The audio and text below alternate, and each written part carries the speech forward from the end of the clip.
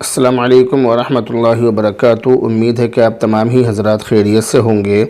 Friday comment box کے ایک نئے ایپیسوڈ کے ساتھ میں مفتی خالد قاسمی اپنے تمام بھائیوں بہنوں اور دوستوں احباب کا تہہ دل سے استقبال کرتا ہوں اور آپ کی خدمت میں حاضر ہوں، اور امید کرتا ہوں کہ آپ تمام ہی حضرات خیریت سے ہوں گے۔ آج بغیر کسی تمہید کے فرائیڈے کمنٹ باکس کے سوالوں کے جواب دیے جا رہے ہیں۔ پہلا سوال ہم نے لیا ہے، یہ سوال ہے عالیہ خان مہاراشٹرا کی طرف سے۔ یہ کہہ رہی ہیں سلام اور دعا کے بعد کہ مولانا بھائی، میرا ایک سوال ہے، غیر محرم کے سامنے عورت کا زیب و زینت اختیار کرنا جائز نہیں تو کیا محرم کے سامنے آنکھ میں سرما لگا سکتے ہیں یا نہیں؟ اس سلسلے میں آپ یہ بات یاد رکھیے کہ عورتوں کے لیے زیب و زینت اختیار کرنا یہ فی نفسی ہی جائز ہے، اس میں کوئی حرج نہیں ہے، بلکہ شوہر کے لیے، شوہر کی خوشی کے لیے، شوہر کی رضامندی کے لیے اور اس کو راضی رکھنے کے لیے سجنا سنورنا مستحسن اور باعث اجر و ثواب ہے۔ اسی طرح سے یہ بھی یاد رکھیے کہ عورتوں کے لیے غیر محرم مردوں کے سامنے مکمل شرعی پردہ کرنا یہ لازم ہے اور ضروری ہے، یعنی پورے بدن کا پردہ کیا جائے اور چہرہ بھی ڈھکا جائے۔ تو پورے بدن کا پردہ کرنا غیر محرم مردوں کے سامنے یہ لازم، واجب اور ضروری ہے، بلکہ زیب و زینت اختیار کیے بغیر بھی اپنا چہرہ یا بدن کے دوسرے حصے نامحرم مردوں کے سامنے کھولنے کی اجازت نہیں ہے۔ جب بغیر زیب و زینت کے کھولنے کی اجازت نہیں ہے تو زیب و زینت اختیار کر کے غیر محرم مردوں کے سامنے جانا یہ کیسے جائز ہو سکتا ہے؟ یہ ہرگز جائز نہیں ہے۔ اس لیے یاد رکھیے کہ غیر محرم مردوں کے سامنے زیب و زینت اختیار کر کے یا زیب و زینت اختیار کیے بغیر جانا یہ بالکل بھی جائز نہیں ہے۔ حدیث پاک کے اندر اس عورت کو بھی بدکار قرار دیا گیا ہے کہ جو مہکنے والی خوشبو لگا کر باہر نکلے، اس کو بھی اللہ کے نبی علیہ الصلوۃ والسلام نے بدکار قرار دیا ہے، اور اس کا مقصد یہ ہوتا ہے کہ تاکہ غیر محرم مرد جو غیر مرد ہیں وہ اس کی طرف متوجہ ہوں۔ تو اس طرح سے نہیں کر سکتی بالکل بھی عورت کے لیے غیر محرم مردوں کے سامنے جانا یا ان کے سامنے کسی بھی طرح کی زیب و زینت اختیار کرنا یہ ہرگز جائز نہیں ہے۔ اسی طرح سے ایک بات یہ بھی یاد رکھیے کہ جو انہوں نے معلوم کیا کہ جو محرم مرد ہیں ان کے سامنے آنکھ میں سرما لگانا، تو جو محرم مرد ہیں جیسے بھائی، بیٹا، شوہر وغیرہ، جتنے بھی محرم مرد ہیں ان کے سامنے آنکھ میں سرما لگانا جائز ہے، کوئی حرج اس میں نہیں ہے۔ اگلا سوال یہ ہے مولانا محمد عبداللہ قاسمی کی طرف سے۔ سلام اور دعا اور خیریت وغیرہ معلوم کرنے کے بعد کہتے ہیں کہ مفتی صاحب، صف میں اکیلے نماز پڑھنے کا کیا حکم ہے؟ اگر صف مکمل ہو چکی اور بعد میں آنے والا اکیلا تنہا پڑ گیا تو کیا کرے؟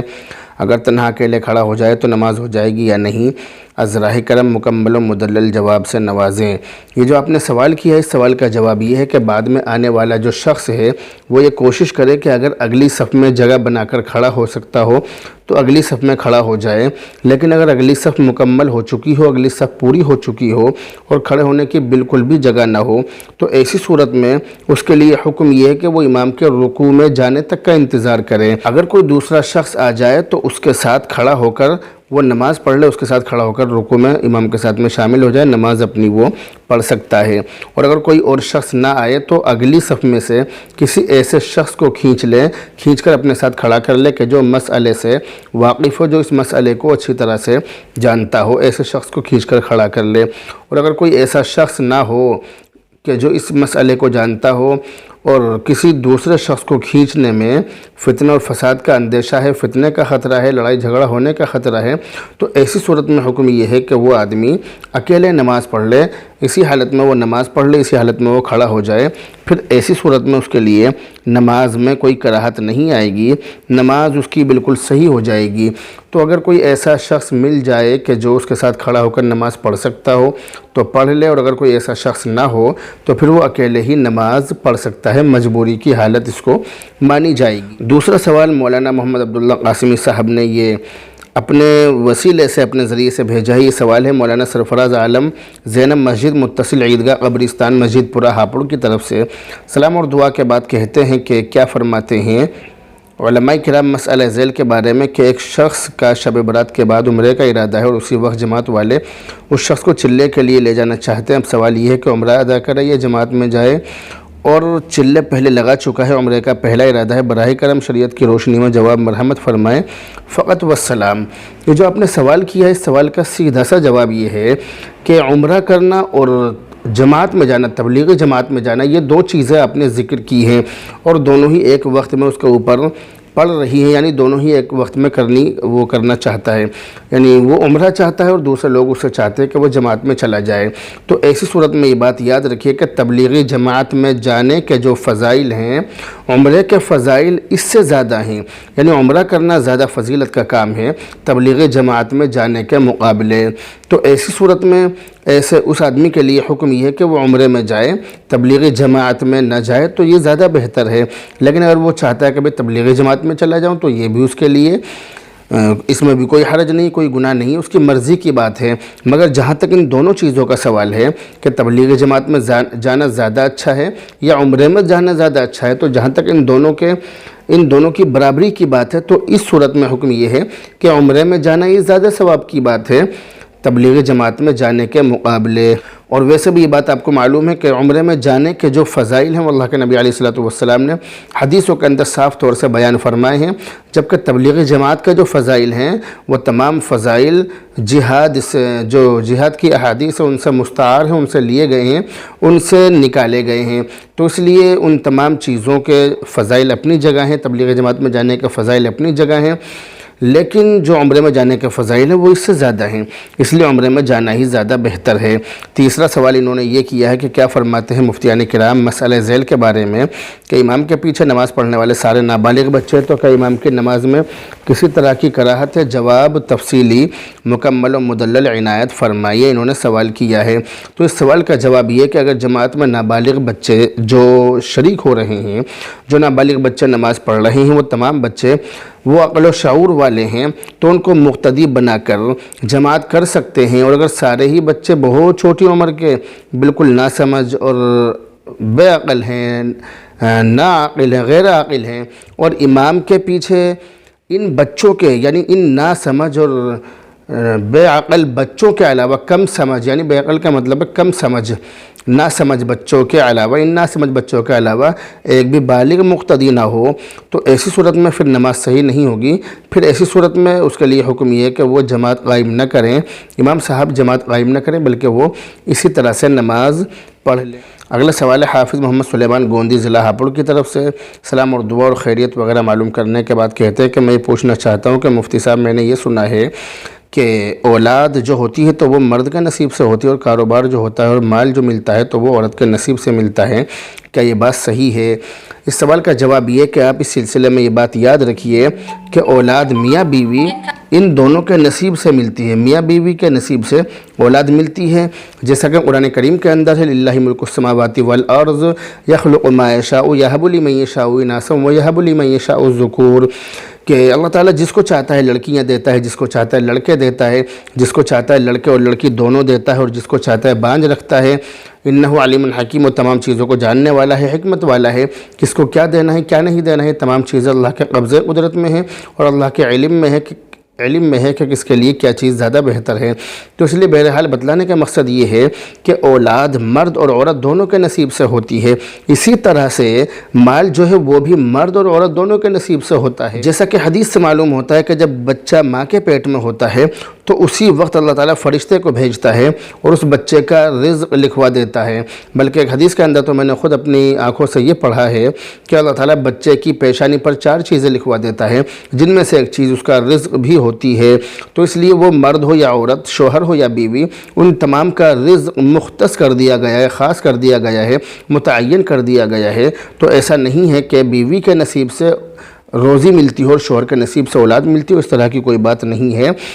یہ کس طرح کا جملہ ہے؟ یہ ایک ایسا جملہ ہے کہ جو سماج میں ہمارے معاشرے میں بہت زیادہ سنا جاتا ہے، بہت زیادہ بولا جاتا ہے، بہت زیادہ چلتا ہے، بہت زیادہ چلایا جاتا ہے، مگر اس جملے کی شریعت میں بالکل بھی کوئی اصل نہیں ہے۔ جملہ محض بے اصل اور بے بنیاد ہے، شریعت میں ان چیزوں کا، اس طرح کی چیزوں کا کوئی ثبوت نہیں ہے۔ دوسرا سوال انہوں نے یہ کیا ہے کہ مفتی صاحب ایک شخص کے 10 بچے ہیں اور اس کی بیوی بہت زیادہ کمزور ہے اور ڈاکٹر نے اور بچے کرنے کے لیے منع کیا ہے، تو ایسی صورت میں اس کا شوہر کیا کرے؟ پہلی بات تو یہ ہے کہ جو بچے ہوتے ہیں تو یہ تو مشہور ہے کہ یہ اللہ کی دین ہے، یعنی اللہ تعالیٰ دیتا ہے، یہ جو اولاد ہے یہ اللہ تعالیٰ دیتا ہے۔ اب جب اللہ تعالیٰ اولاد دے رہا ہے تو لینی چاہیے، لیکن بہرحال اگر اس طرح کی پریشانی ہے کہ عورت کی جان پر بن رہی ہو، عورت کی جان جانے کا خطرہ ہے، مزید بچے کرنے کی صورت میں اور زیادہ نقصان ہونے کا خطرہ ہے، यानी जानी एतबार से नुकसान होने का ख़तरा है, तो ऐसी सूरत में आपके लिए हुक्म ये है कि आप आज़ल कर सकते हैं, यानी फ़रागत के वक्त मनी का इखराज बाहर कर सकते हैं। अगला कमेंट है अशरफ खान बुलंदशहर यूपी की तरफ से। सलाम और दुआ और खैरियत वगैरह मालूम करने के बाद कहते हैं कि मुफ्ती साहब, अगर जिस्म के किसी हिस्से पर मनी लग जाए तो उसे जूने से साफ़ करना ज़रूरी है या सिर्फ साबुन से साफ़ हो जाएगी? ये इन्होंने सवाल किया है। तो अगर बदन के किसी हिस्से पर मनी लग जाए, गंदगी लग जाए, तो उस जगह को साफ़ करना ज़रूरी है। यह आपकी ज़िम्मेदारी है कि आप जूने से साफ़ कर रहे हैं। आप जूने से साफ़ कर सकते हैं या आप साबुन से साफ़ कर सकते हैं या किसी और चीज़ से आप साफ़ कर सकते हैं। तो उसको साफ़ करना मकसद है, जूने का इस्तेमाल ज़रूरी नहीं है, बल्कि उसको साफ़ करना ज़रूरी है। वो आप जिस तरह से भी साफ़ कर सकते हो, ये आपकी ज़िम्मेदारी है और आपकी मर्ज़ी है। इसमें इस तरह की कोई बात नहीं है कि इसको जूने से ही साफ़ किया जाए। लेकिन हाँ, ये बात ज़रूर है कि उसको साफ़ किया जाए, साफ़ करना ज़रूरी है, जूने का इस्तेमाल ज़रूरी नहीं है। दूसरा सवाल इन्होंने ये किया है कि सलाम और दुआ के बाद कि मुफ्ती साहब, क्या शब बरात इबादत की रात है और क्या शब बरात से अगले दिन रोज़ा रखना चाहिए? जी हाँ, शब बरात इबादत की रात है और इससे अगले दिन रोज़ा रखना सवाब का काम है। शब बरात और इससे अगले दिन का जो रोज़ा है, इन दोनों चीज़ों की हकीकत बहुत जल्द हमारे चैनल पर इसके बारे में वीडियो आने वाली है, आप उसको ज़रूर देखें। तो वो वीडियो बहुत जल्द इंशाअल्लाह ताला अपलोड हो जाएगी, तो आप उसके अंदर देखें। तमामी चीज़ों के बारे में बहुत अच्छी तरह से उसके अंदर बतलाया गया है, बतलाया जाएगा। अगला कमेंट है मौलाना मोहम्मद अब्दुल्ला कासिमी की तरफ से। सलाम और दुआ के बाद कहते हैं कि मुफ्ती साहब, जनाजे की नमाज में 3 या 5 या 7 सफ़ों का होना फ़र्ज़ है या वाजिब या मुस्तहब है? सही क्या है, रहनुमाई फ़रमाएँ। याद रखिए कि जनाजे की नमाज में अफजल और बेहतर ये है कि कम से कम 3 सफ़े बनाई जाएँ। अगर नमाजी कम हो तो इस तरह की सेटिंग कर ली जाए कि सबसे अगली सफ़ में ज़्यादा आदमी हो, उससे पीछे वाली में थोड़ा कम, उससे पीछे वाली में और कम। इस तरह से 3 सफ़े बना ली जाएँ, लेकिन सफ़े कम से कम 3 हो, और अगर आदमी ज़्यादा हो तो फिर 5 या 7 सफ़े भी बना सकते हैं। तो कम से कम 3 सफ़े तो बनानी चाहिए, इस बात का ज़रूर ध्यान रखें। अगर आदमी ज़्यादा हो तो 3 या 5 या 7 या 9 या 11 इस तरह से सफ़े बढ़ा सकते हैं, लेकिन बहरहाल सफ़े ताक़ होनी चाहिए, ताक़ आदद होना चाहिए, इस बात का ज़रूर ध्यान रखा जाए। अगला कमेंट है शराफत ख़ान पंजाब की तरफ से। कह रहे हैं कि मुफ्ती साहब, हमें 3 बच्चों का अक़ीक़ा करना है, 2 लड़के और 1 लड़की, तो क्या हम बड़े जानवर में अक़ीक़ा कर सकते हैं? जी हाँ, आप बड़े जानवर में अक़ीक़ा कर सकते हैं, इसमें कोई हरज नहीं, कोई बात इसमें नहीं है। अगला कमेंट है मोहम्मद अब्बास अली की तरफ से। कह रहे हैं मुफ्ती साहब, क्या हमें नाफ में तेल रोज़ाना डालना चाहिए, कभी कभी डाल सकते हैं, और हमें नाफ में कौन सा तेल डालना चाहिए? आप नाफ में अपनी टूंडी में तेल रोज़ाना डालें और जैतून का या सरसों का या कलौंजी का तेल डाल लें, जो तेल आपको आसानी से मिल जाए, आप वो तेल अपनी नाफ में डाल सकते हैं। अगला कमेंट है मोहम्मद ज़ाकिर अब्बासी शहीद नगर की तरफ से। सलाम और दुआ के बाद कहते हैं कि मुफ्ती साहब, एक सवाल बता दीजिए, अहदनामा काले कपड़े में लपेट कर बच्चे के गले में डाल सकते हैं या नहीं? ये जो आपने सवाल किया है, ये बिल्कुल बेअसल बेबुनियाद है और बेसूद यानी बेफ़ायदा है, इसका कोई फ़ायदा नहीं है। अगला कमेंट है मौलाना निसार जामी साहब की तरफ से। कह रहे हैं मुफ्ती साहब, मेरे गुर्दे में पथरी है, उनके लिए कोई अच्छा सा इलाज बताएं। आप एक काम करें, व इन्न मिनल हिजारति लमा यतफज्जरु मिनहुल अनहार, आप इसको 31 मरतबा पढ़कर पानी पर दम करके पी लिया करें। जब भी आपको वक्त मिले, जब भी आप पानी पिएँ, आप इस तरह से पी लें तो ये ज़्यादा फ़ायदेमंद है। इसी तरह से दरूद शरीफ ज़्यादा से ज़्यादा पढ़ें और ला इलाहा इल्ला अंत सुब्हानक इन्नी कुन्तु मिनज़ ज़ालिमीन, इस आयत का भी विर्द करें, इस आयत को भी पढ़ते रहें। जब भी पानी पिए, तमाम चीज़ें पढ़कर उस पर दम कर दें, इंशाअल्लाह ताला फ़ायदा होगा। इसी तरह से सूरह फातिहा 41 मरतबा पानी पर दम करके 40 दिन तक पिए, ये काम भी आप करें, तो ये सारे काम आप करेंगे, इंशाअल्लाह ताला आपको फ़ायदा होगा। अगला कमेंट है मसरूर त्यागी की तरफ से। कह रहे हैं मुफ्ती साहब, मेरा सवाल है कि औरतों के बाल बेचना कैसा है? जो कंघी में उतरते हैं, उन बालों को बेच सकते हैं या नहीं? ये जो आपने सवाल किया है, इसका जवाब ये है कि इंसानी बालों को ख़रीदना और बेचना शरअन जायज़ नहीं है, क्योंकि इंसानी बाल और बदन के जो दीगर अज़ा हैं, जो दूसरे हिस्से हैं, ये तमाम चीज़ें काबिल एहतराम हैं। इसलिए औरतों का जो कंघी में टूटे हुए बाल हैं, उनको बेचना ये बिल्कुल भी जायज़ नहीं है, और बाल इंसान के जिस्म का हिस्सा होने की वजह से काबिल एहतराम हैं, बाल काबिल तकरीम हैं, इनकी इज़्ज़त करनी चाहिए। इसी तरह अजनबी मर्द के लिए औरत के टूटे हुए बालों को देखना भी जायज़ नहीं है। इसलिए सर में कंघी करते वक्त जो عورتوں کے جو بال گر جاتے ہیں ان کو کسی جگہ دفنا دینا چاہیے، اور اگر دفنا دینا ممکن نہ ہو تو ایسی صورت میں حکم یہ ہے کہ وہ ان بالوں کو اس طرح سے کر لیں کہ کپڑے میں لپیٹ کر کسی ایسی جگہ پر ڈال دیں کہ جہاں پر کسی کی نظر نہ پڑے۔ اگلا کمنٹ ہے محمد سلطان کی طرف سے، کہہ رہے ہیں مفتی صاحب ہمارے گھر میں بیٹا پیدا ہوا ہے، آپ بیٹے کے لیے اچھے اچھے نام بتا دیجئے۔ بیٹوں کے نام، لڑکوں کے نام اور لڑکیوں کے نام،